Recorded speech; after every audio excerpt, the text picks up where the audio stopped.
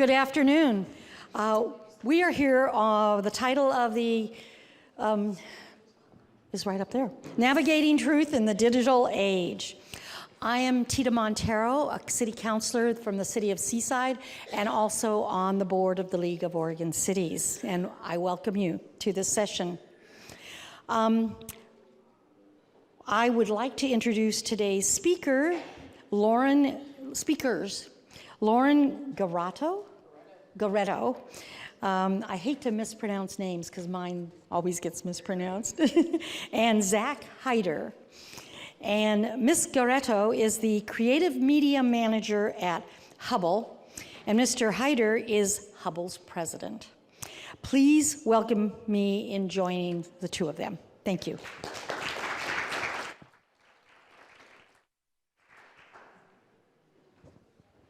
Thank you, Tita. And I did mispronounce your name, so we're even. So, Tita, it's a great name. Hey, it's great to be here. As Tita said in introductions, I'm Zach Hyder. I'm the president of Hubble Communications. We are a public relations, public affairs firm. We're based up in Portland, Oregon. We've got an office in both Portland and Seattle. And it was very interesting having some conversations with folks that were involved in the organization of this event. Misinformation was just a topic that kept coming up in our conversations and in the work that we've done, both with city government, but also with a lot of organizations that are working on issues with city governments. And so we kind of came up with this, presentation that we're going to share with you today on just how to navigate what is becoming a very difficult and strange landscape in the communication space. So if you're looking for the presentation on misinformation, you have gotten on the right plane, because that's where we're headed today. We've already done introductions. I'm going to blast right through that. I just want to start with an exercise to get everybody thinking about what misinformation is and how it works. So I've got two circles up on the screen here. Part of what I'm interested to know is I'm kind of curious to see how people see things differently. Because misinformation has a lot to do about what we think we see and what we think we know. So I'm just going to start with a question. Who can tell me which of these two circles is bigger than the other? Sir in the back. Neither? You sure?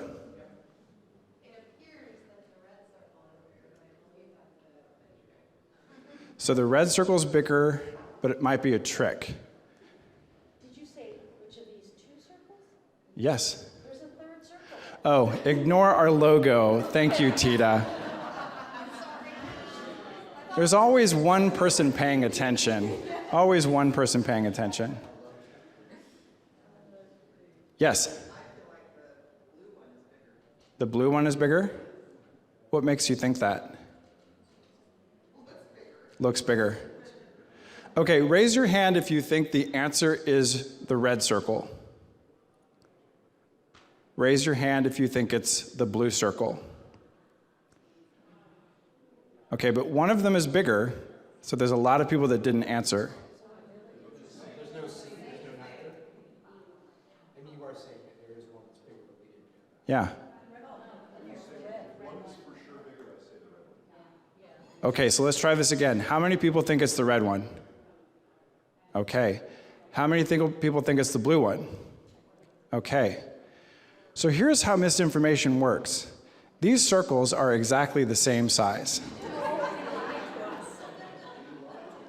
But did you see how easily and quickly I got you to doubt what you can see with your own eyes, right? So, and imagine if I did that over the course of an hour or a day or weeks or months or years of reinforcing something that you know intuitively isn't true, but you come to believe is the truth, right? That's why misinformation is both so challenging. It is also one of the reasons why it is so powerful in communications. So today, Lauren and I are going to go through sort of three categories of misinformation. We're going to start by just talking about what it is, where does it come from, why does it exist, how does it work. We're going to talk a little bit about who's most affected by it, Who are the targets of misinformation? Who are the folks that are most likely to spread and engage with information? And then we're going to talk about how to navigate and manage. I'm sure how many PIOs do we have in the room? Any public information officers? Really? No, by default? How many folks here have to manage social media for your city in some form, or work on the team that does? Okay, so for those of you that have to manage public engagement, public information, how do you manage and navigate misinformation? And specifically, where's the line between free speech and misinformation? Because that's a very difficult line sometimes. So let's just start with what is misinformation. So I think it's important that we talk about terms a little bit, because when we think about misinformation, we actually tend to think about information that is intentionally designed to mislead people. Misinformation is just something that you believe, whether it's true or not, but you're not necessarily intending to mislead someone. You say, hey, I think the earth is flat. I've always believed the earth is flat. No one can prove to me that it's not. But you're not intentionally misleading someone with it. Disinformation is when you are deliberately spreading information with the intent of misinforming someone, right? So you're trying to manipulate, it's the circle graphic, right? I was intentionally trying to get you to believe something that you knew intuitively was not true. And then we've all heard the term fake news. Fake news is one of those it's become kind of a nebulous term, but it is when you design, it's a form of disinformation that you have designed to look like it is coming from an authority, right? A credible and trusted source. So it could be a newspaper that isn't actually a newspaper, it's just designed to look like one, or a news site that isn't actually a news site. It is designed to look like one. So I think it is important that we define these terms as we go through today's presentation, because sometimes we're actually thinking about and talking about disinformation when we talk about misinformation. The reason why I think it's important to think about what is intent and what is simply bias is there's this famous Mark Twain quote in which he basically says, it's not what we don't know that gets us in trouble. It's what we think we know that actually isn't true, right? That is where the danger comes in. And Lauren and I are going to talk a little bit about how that shows up in the work that a lot of you do. So why is misinformation a problem? It's a problem because it impacts, so you all work in city government, right? You understand the importance of things like public health information. You understand the importance of emergency response information, of infrastructure, of public safety, of violent crime. Misinformation is a problem because it impacts the decisions that your citizens, voters, residents in your communities may make about their health, about financial decisions they may make. It undercuts and it could change faith in the institution of city government or just civic institutions that we rely on to engage with the community. Ultimately, one of the reasons why misinformation can be so frustrating is that it creates apathy and disengagement, right? I don't vote because I just don't know what to believe is true anymore. I don't engage with my community because I feel like I'm never really sure where I stand on these issues, right? It begins to sort of wash over you in a way that creates a level of civic disengagement that is very dangerous for all of you in your roles with city government. So why do people believe, is this you? No. Sorry, we changed something in our presentation. I was making sure I wasn't stealing Lauren's thunder. So why do people believe misinformation? Have you ever heard somebody say something and you're like, why on earth would you believe that? Right? But again, go back to the circle exercise. See how easy it was for me to get you to kind of doubt something that you knew to be true. There's a lot of historical context. Misinformation is not new. We have a tendency to view it as something recent, right? And if you've been in the United States for the last 10 years or so, it seems like it has become sort of a recent phenomenon.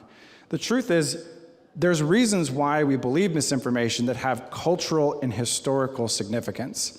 So if you go back to the 1700s, a gentleman by the name of Benjamin Franklin started a fake newspaper called the Boston Current. The entire purpose of that fake newspaper was to spread a rumor that Native Americans were working with the British to kill colonists. This image became very widespread. It was not true. Has an image like this had an impact on the United States' relationships with tribes in this country? Absolutely. If you're a member of a tribe, are you going to have a lot of distrust of the government? Yes. Does anybody know what the Tuskegee experiment was? Who can tell me what it was? Didn't they inject them with smallpox or something? Syphilis. Yes.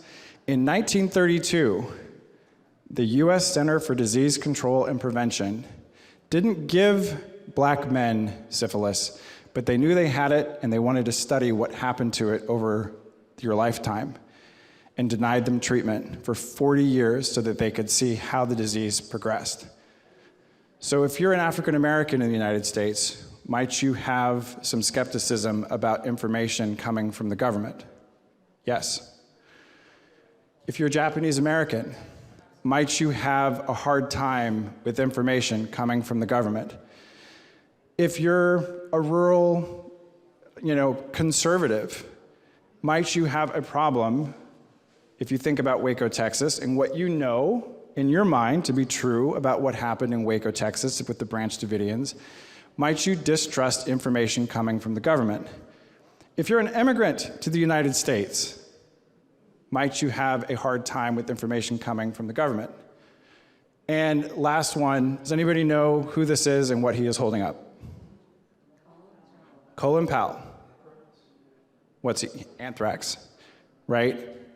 So weapons of mass destruction that didn't exist, right? So the reason I share all this is because we don't just believe things that are incorrect because we want to. It's not willful ignorance. So much of how misinformation works is it preys on cultural history, legacy, the values that some of us hold in our individual communities, and it reinforces thoughts and beliefs, right? If you're a black man in the United States and someone says, hey, I have something that I'd like to inject in you, and it's going to make you better, and you have family members going back 2 generations that remember someone saying that, you're not going to necessarily believe it to be true, right? And you may believe that it's being done intentionally for reasons that it is not being done. So it is also very emotional, right? It relies on fear, it relies on distrust. There's a lot of anger that oftentimes perpetuates the cycle of spreading misinformation. I love this saying that enragement is engagement, right? The more angry you make someone, the more likely they are to repeat the lie, to repeat something that is not true. And then lastly, it's a sense of self-control, a sense of self-reliance, right? I choose to believe something because I feel like I can't trust the source from which other information is coming from. It's a sense of self-determination. It is also a bond, right? So see how quickly you guys, I don't even know how many of you know each other, but how quickly you were able to kind of look around the room and go, okay, well, if he's raising his hand or she's raising her hand, maybe that circle is bigger, right? So it creates a sense of connection. And this is how misinformation ultimately spreads, right? It relies on human behavior that is very normal and very natural for it to work. Okay, now this is you. This is me. Thank you. Can I have that from you? This thing. Oh, that thing. Thank you very much. So now that Zach has talked to us a little bit about what misinformation is, who has been impacted by it in the past, let's talk about who engages with it now. So this really just at a glance shows us who believes misinformation and who shares it the most, right? So on the top here, age. Age has a really big impact on who is going to engage with misinformation. On one end of the spectrum, we have people who are really young, right? Our Gen Z audience. Reason for that? They've been born with a phone in their hand. There's no point in their life they didn't have the internet at their fingertips. They trust what they see online. They engage with it, right? They're probably on one, if not more, social platforms. On the other end of the spectrum are older generations or boomer generation who didn't grow up with social media, right? They didn't grow up with the internet. So it's harder for them to understand what is real and what's not real on these platforms. We see this a lot happening on Facebook with this generation. On the other side of things, if you have really strong right or left beliefs, right, you are more likely to engage with the content. The reason for that being is, maybe some of you have experienced this, your social feeds are unique to you, right? There is an algorithm that feeds you content that it thinks you want to see. So if I have a really strong belief on one side of things, I'm gonna continue to see that content, I'm gonna engage it, I'm not gonna question why it's there, I'm gonna say that's true, I'm gonna share it. People who are less educated also are more likely to engage with this.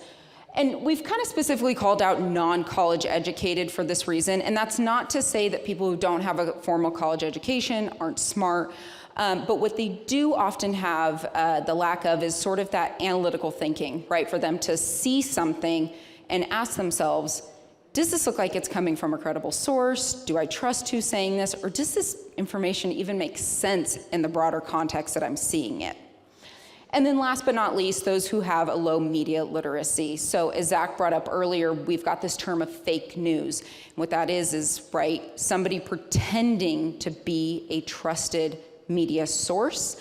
And if you see something that's fake and it looks like real news, and I don't have the knowledge of what real media looks like, I might believe it. So in today's discussion, I want us to remember that misinformation is a spectrum. It's not black and white. It's not a problem on the left. It's not a problem on the right. It's something that impacts all of us. A little bit later, we're going to go through some case studies where some of you are going to get a chance to have some conversations about this. So I want us to keep in mind that we're not talking about far left or right beliefs, right? We're not talking about a parent saying, I don't want to give my kid a vaccination because I don't want to put anything bad in their body, or capitalism's bad, or homelessness is a right, and we shouldn't do anything with those tents. And we're not talking about elections are rigged, we shouldn't trust the voting system, or I don't think climate change is a thing, I don't feel it, or that the mainstream news media shouldn't be trusted. We're talking about this gray middle area where we can all be impacted by it. Going back to circle exercise, right? Something that we might all be a part of. Okay, so let's talk about how it reinforces those false narratives. We put this graphic up here not because it's overly surprising, but essentially this is just saying 1 in 5 US adults get their political news from social media, which is a pretty big portion of people, right? I don't think that's super surprising. But when you add up social media along with a news website or app, you're saying about half of Americans are getting their news online. And so it's really important to make sure that what we have on the online is credible. But more so are they not just getting their news online, but they trust what they see on social media. So we can see here about 33% of adults trust media, trust social media as much as traditional news media. So, and I think we can continue to see that number increase as Gen Z gets older. I'm seeing a lot of nodding heads back there. So now I kind of want to talk about how does misinformation evolve over time, right? As Zach talked about, this isn't new. Social media did not create misinformation. It's just changing the way that we see it happening. So what I want you all to think about when you look at this is that mainstream media is the end goal for information. That provides a lot of credibility when you think of an idea, right? If I see it on the news, I hear my local reporter talking about it, it's in the newspaper, it must be true. That's regardless on your beliefs of the traditional media. So usually where it starts is a small individual group of people, maybe myself talking to you all, me and Zach having a conversation, and then maybe that conversation spins up into a sort of niche media environment like Parler or Reddit. Some of you might be familiar with those kind of community-based organizations. They're not the traditional social media, but they do have a lot of sway. From there, it'll probably move to that more traditional social platform, right? The platforms we're all really aware of, Twitter or X, Instagram, Facebook, TikTok, whatever's coming the next day, right? Where that is really easy to spread that information. Lots of people are seeing it, and it gains a lot of credibility very quickly there. From there, it catches the attention of influencers like many of you in this room, right? So now we have people like decision makers, officials, bigger organizations, starting to talk about this idea that just started with maybe a small group like us here. And then from there, that's where it really captures the attention of mainstream media and gives it a lot of credibility. So that's really the purpose that we want to get it here to mainstream media. So let's talk about why it's so, oh, sorry, that got loud. Why this is so easy for social media to do this. So first at the top here, duplication. It is so easy to put information on social media. The first thought that pops in my head, I could have it on the internet in a second. And if I put that thought online, somebody here might see it and say, oh yeah, I agree with Lauren. I'm gonna repost that. I'm gonna physically like that. I'm going to share that. And now all of a sudden that thought that I had in my mind is not just with me or not just with this room, but it's with all my friends online, and you've shared it, and it's with all your friends online too. So it's really easy to spread very quickly. Moderation. Social media does not have a specific person making sure that what I put online is true, right? And this is very unique to those platforms. So like I said, I could go on and spew whatever I want on social media with very little backlash, right? So in a traditional news environment, right, like a newspaper, if I want to put something out there, if I'm a reporter, I probably have a copy editor and an editor who are reading what I'm writing and making sure that my facts are true and that I'm talking to credible news sources. That doesn't happen on social media. Or if you want to advertise, do some political advertisements, there's a lot of rules for what you can and cannot say on TV versus in social media, so you can get away with saying a lot more there. And then when you see this stuff on social media, it normalizes it for you, right? It's out there in the atmosphere. It's just not this obscure thought I have anymore. I see it, so it must be true. And then that takes us to visualization. You've all heard it. A picture is worth 1,000 words. If I see it, it's true. I saw this video, I saw this picture. And social media at its best has photo and video. Where this is getting really challenging is with artificial intelligence now, where people like you and me can very easily distort an image or video with very little, we don't have to be very tech savvy to do that. So that's why it's important for us to stop and ask, does this actually look true, or does it seem like somebody might be gaining something from posting this? Back to you. Okay, so that's a good segue into how do you moderate information that you in your city know to be untrue?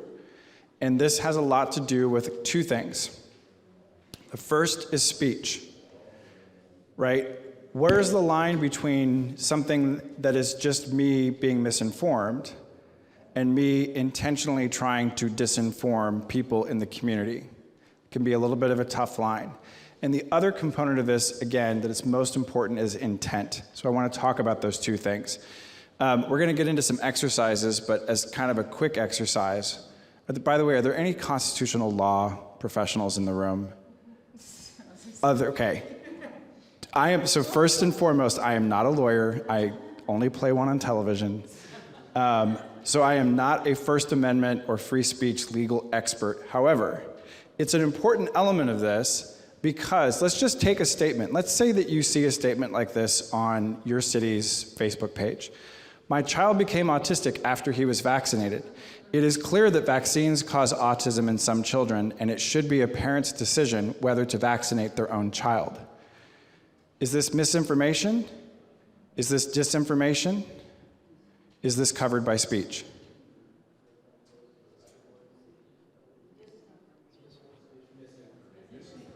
Interesting. Okay.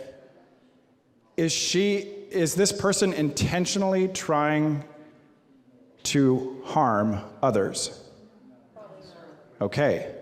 Right? So whoever this parent is, the statement that they're making most, right, is it should be the parent's decision whether to vaccinate their own child. Is that true or not true?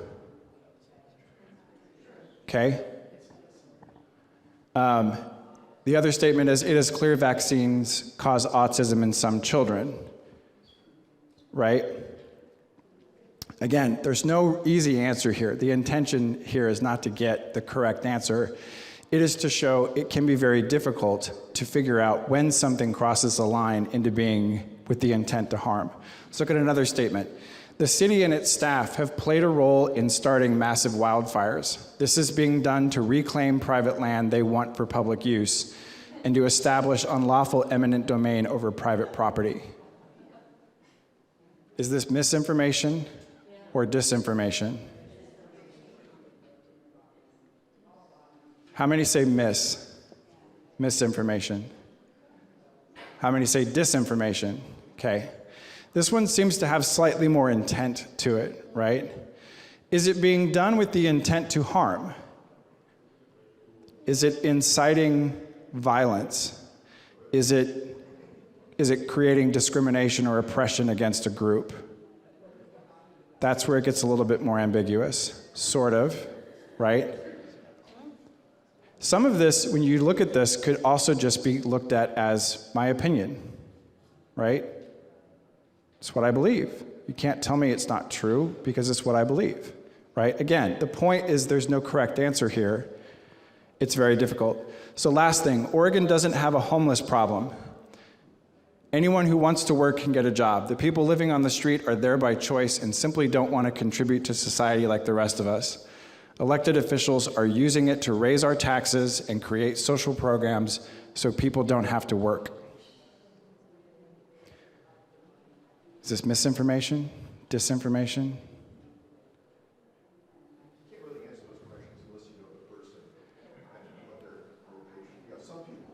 Right. Right.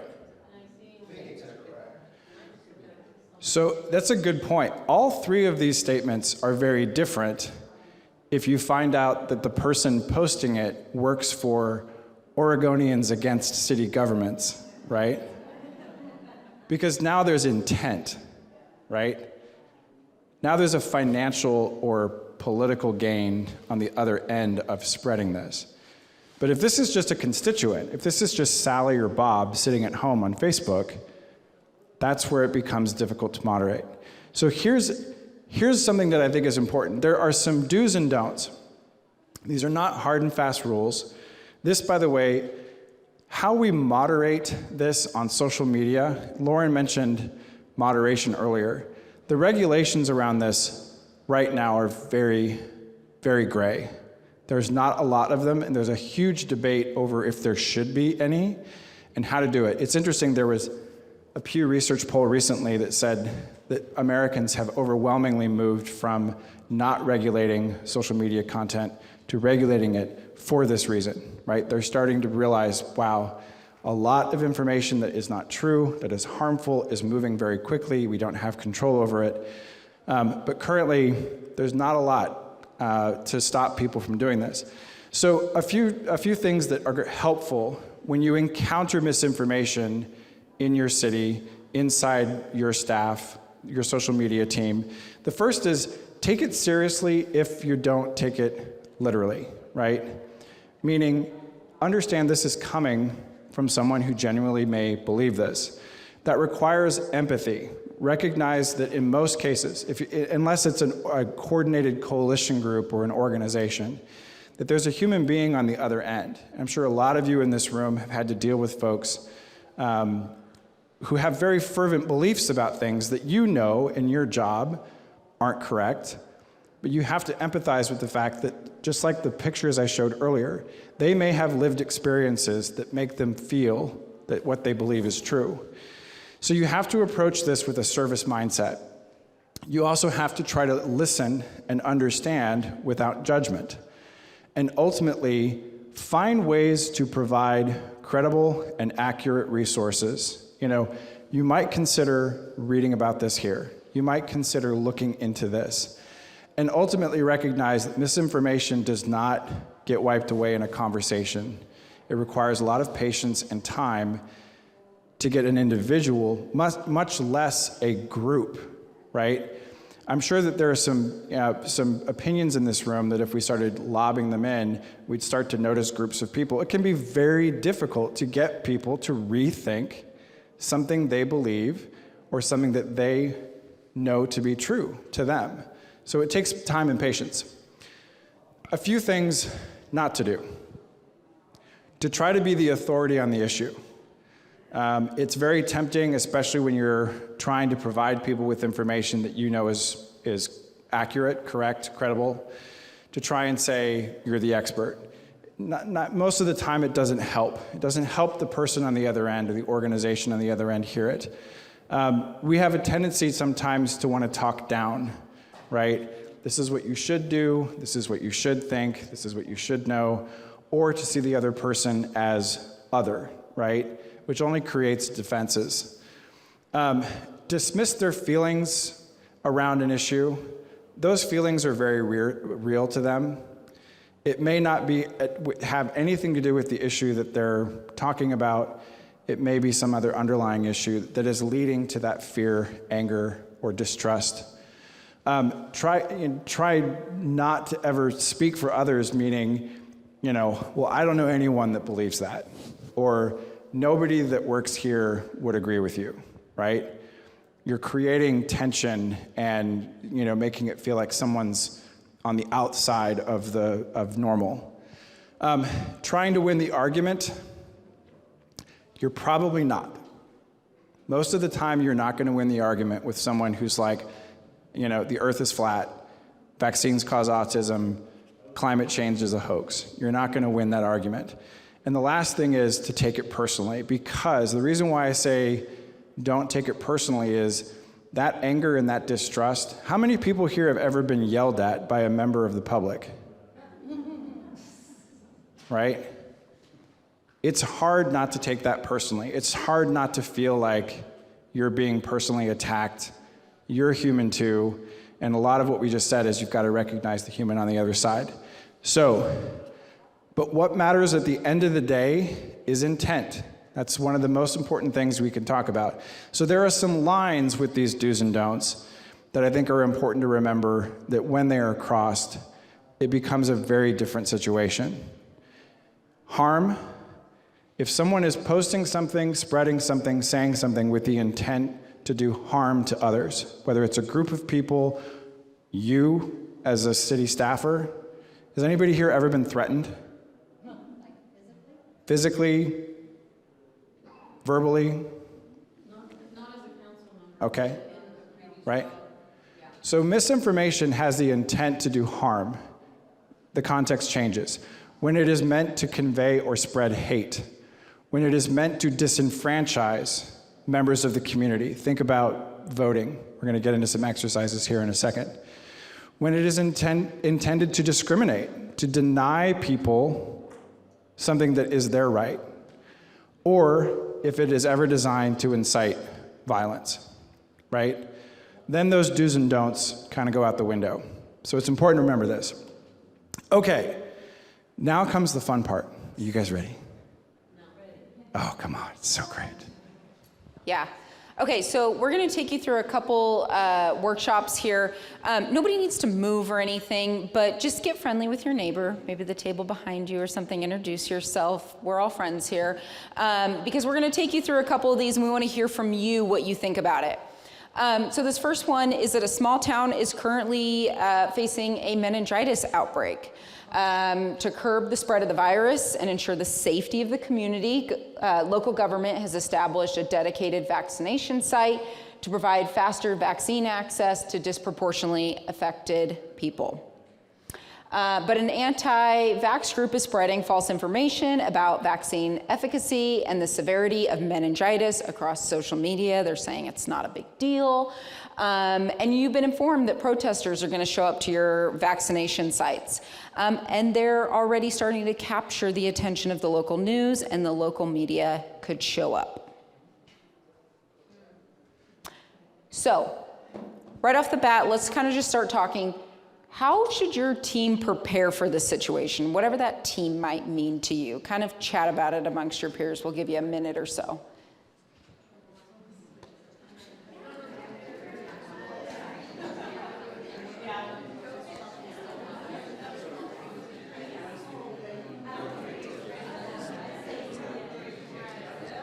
Yeah. Or we just have to. One at a time. Do you want me to not? We can go through them a little bit quicker. I would just call on like 2 people. Okay. Question and then move to the next. That sounds great. Yeah, we still have 25 minutes.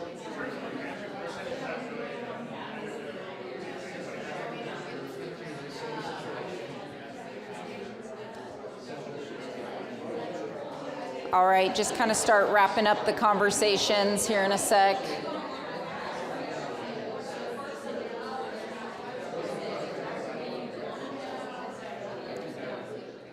Okay, team, pencils down, pencils down.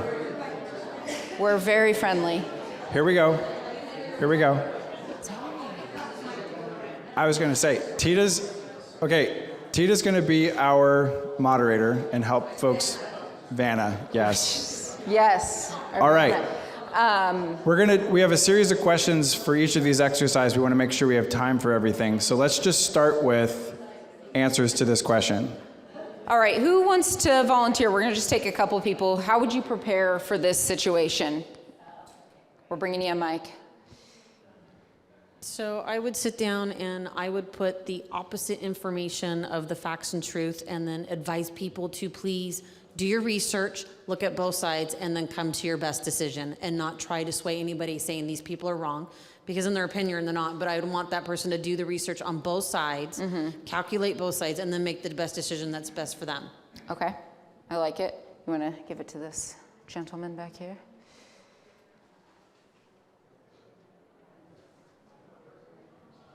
Our group talked about a couple things. One is to allow the anti-vaxxers to state what their concerns are. So create space so that they talk rather than just yell or shout or whatever they're going to do. Yeah. And also get to their underlying interest, which is the safety of the community.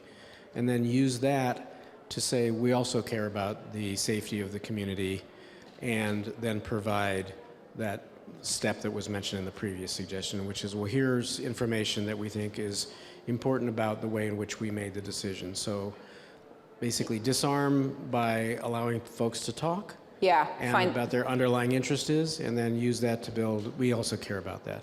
Finding that common ground. Yeah, I think that's important. Okay, I like both of those. I think we kind of got at this a little bit, but you know, you said back there that we want the same thing as you. We want safety. So what is your message to the community? I'm going to put kind of both of these together. And how do you ensure that that harmful information doesn't go off of social media, right? It started in these groups there. So if you guys another minute to chat, and then we'll hear from a couple more people. That wasn't for a second.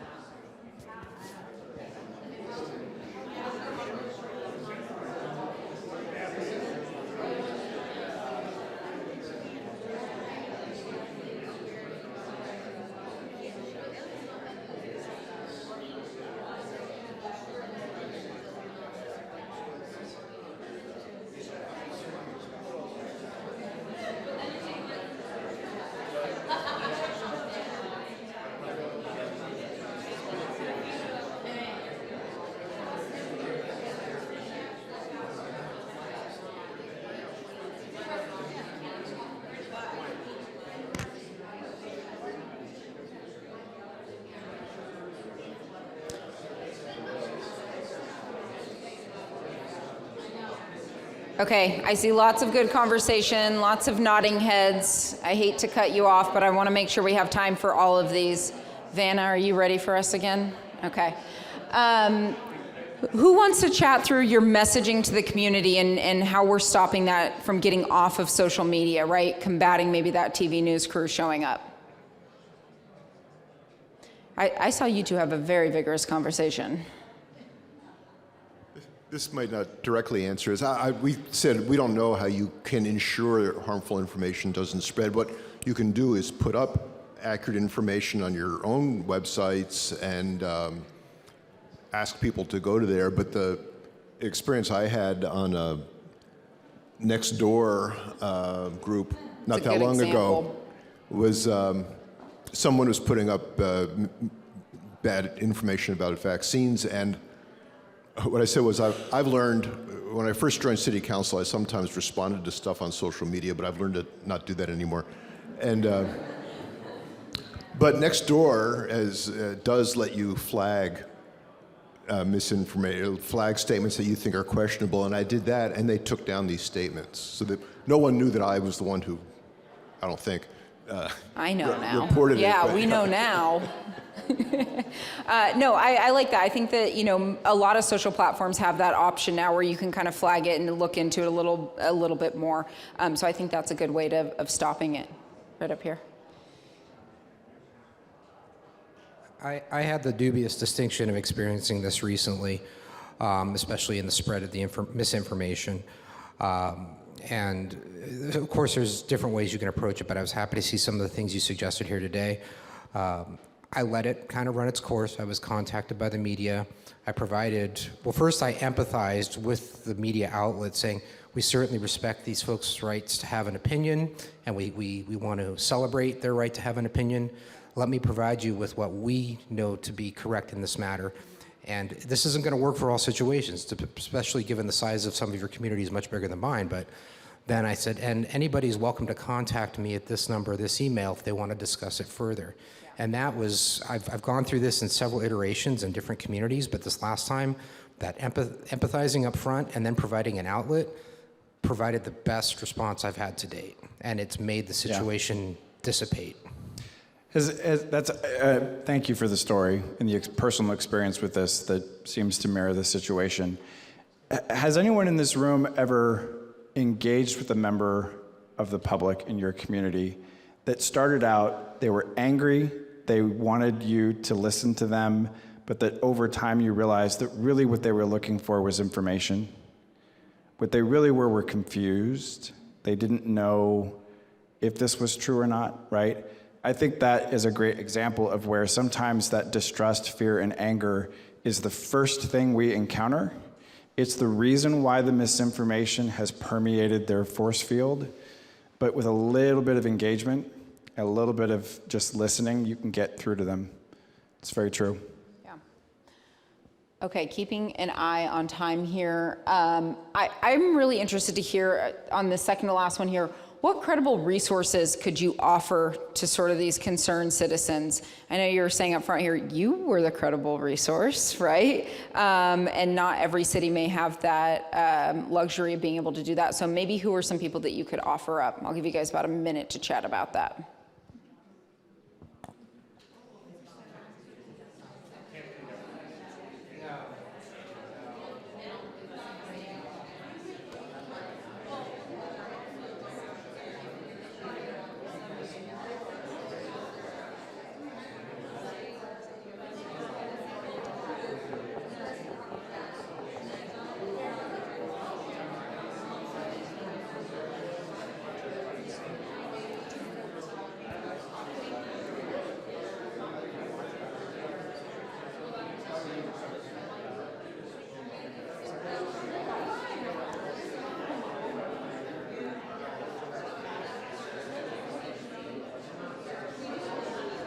Okay, start wrapping up your conversations here in a second.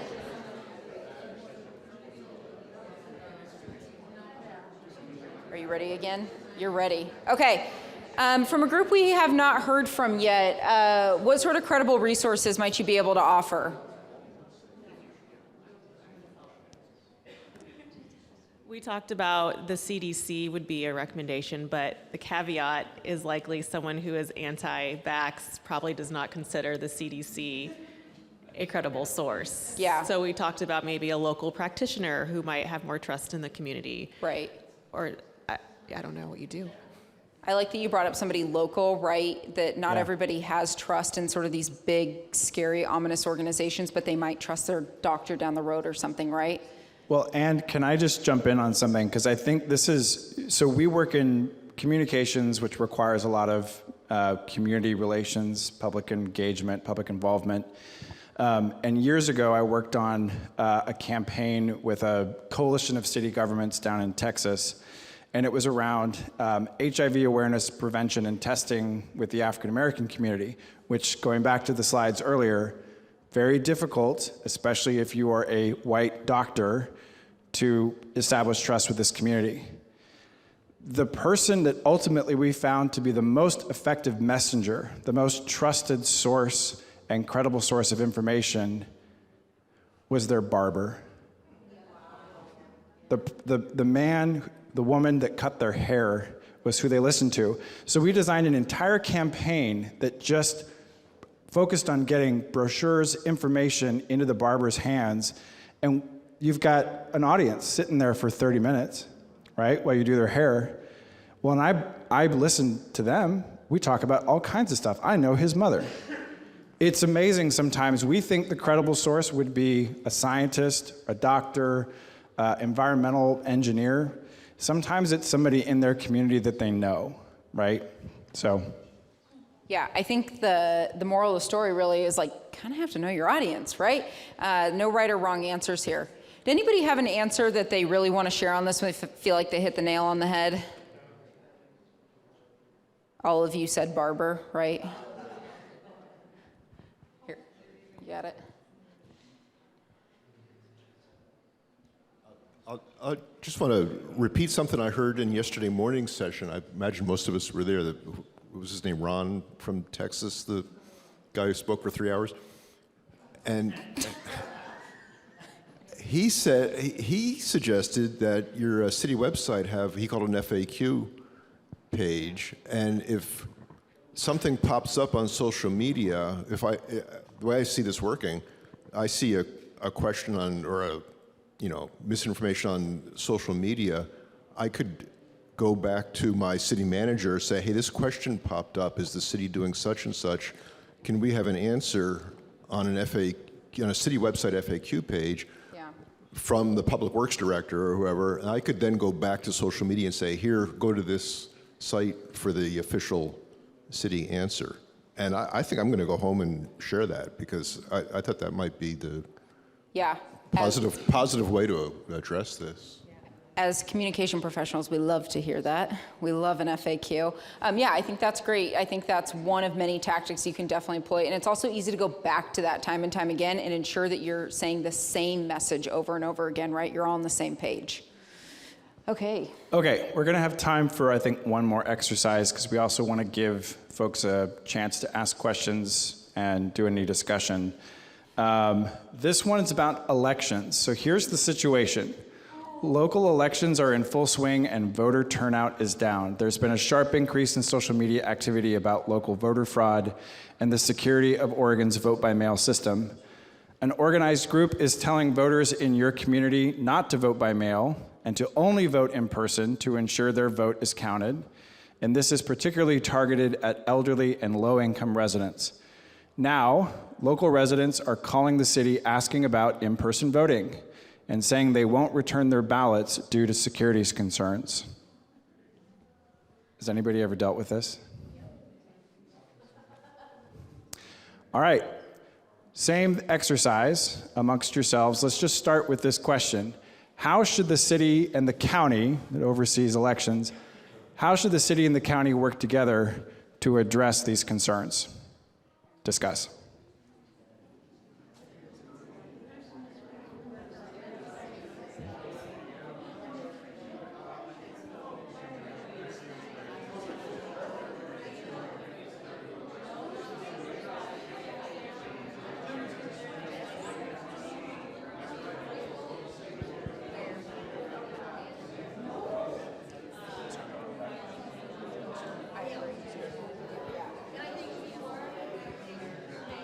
much time are you giving them? A minute. It's been 30 seconds. Okay.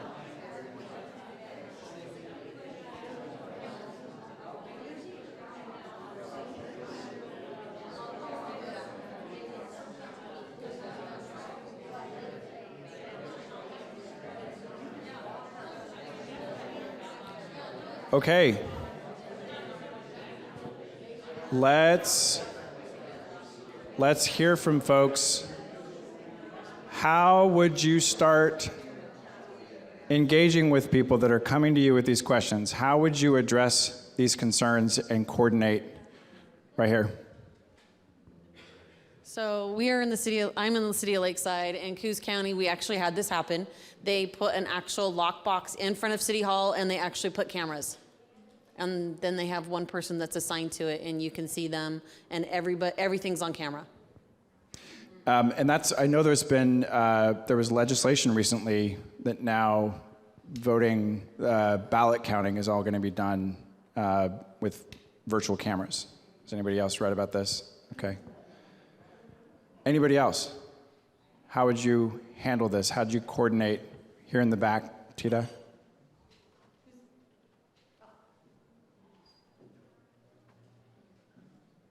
We had a couple ideas. One is that definitely let folks know that on OregonVotes.org you can, or whatever the actual website is, you can track to see whether your ballot's been received. The other thing, proactively, you might actually have your county make a video for how does your tracking the process of your ballot through the entire process, so they see that it's never just one person who's counting the vote, that here's the process, it's a locked room, et cetera, et cetera. So I mean, I personally, as a counselor, I've been to the county and talked through the election folks on a different matter, but I also got a tour of how they count the votes, and I think that would be a good thing, just to show people this is the process. Right. So it's not it's not one person taking your vote and That's a great example of putting yourself in the person's shoes, because think about it. I have no idea what happens to my ballot. It's not visible, right? It's not something we all know. It's sort of like, electricity. It's just there when I flip the switch. All right, let's go to the next question. Let's talk about your social media response. So keep in mind that a lot of this information spreads digitally, online. Talk amongst yourself, but what would be the appropriate way to respond, and what would be the right strategy for engaging with comments, questions, concerns about this on social?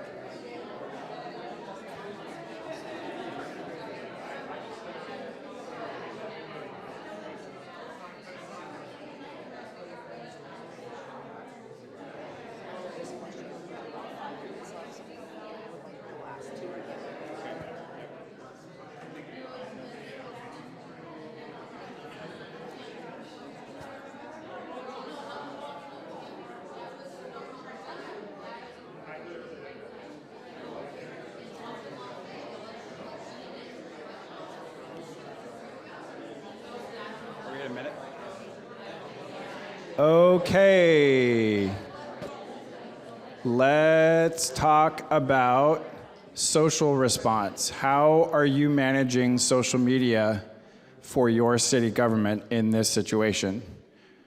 Who wants to go first?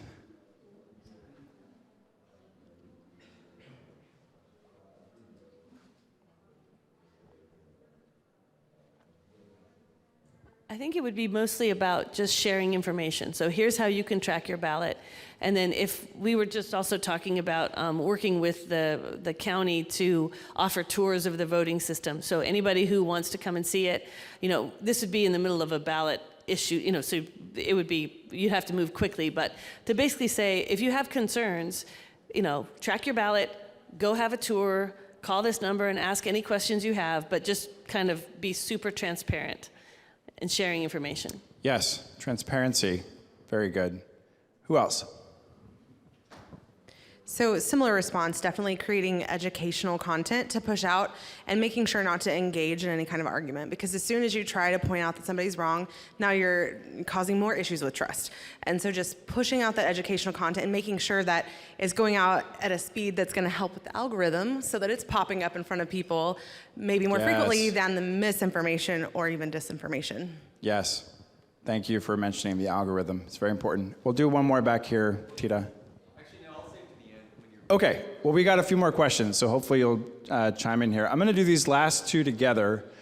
So what information, data, can you share to combat this narrative? Can you share, should you share, to combat this claim of unsecure vote by mail?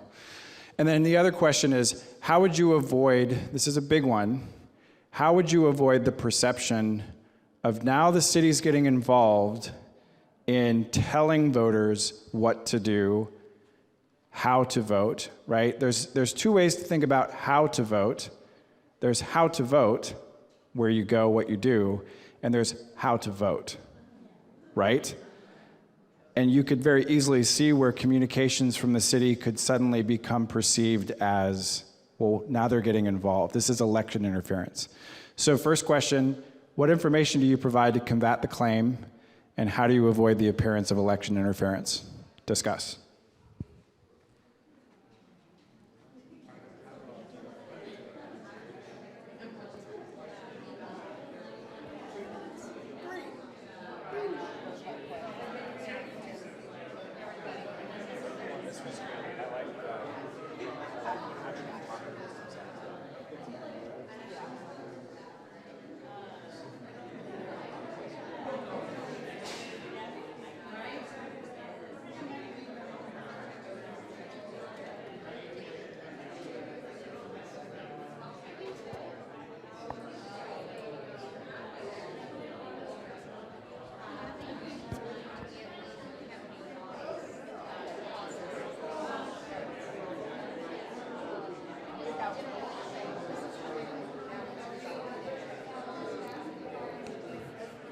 Okay. I feel terrible cutting off this great conversation, but I want to make sure we have time to take these last few comments and then any final questions folks may have. All right, who wants to first talk about data, information? What data and information would you share in this situation? Remember, we're talking about vote by mail security, the security of the vote by mail system in Oregon. Right here. I would make it, I don't know you, I would make it available, the information available where they know they can go online and they can check the status of their ballot, see if it was received. Because I don't know if, I would imagine the whole state has that. I know in Coos County you can. So they can go on there and, I mean, you can tell them exactly where to go and you can post that link and they can just click on it, type in their information, and they can find out if their ballot has actually been received or not. Yeah. Follow it from there. Yeah. Great. Anyone else? Back here?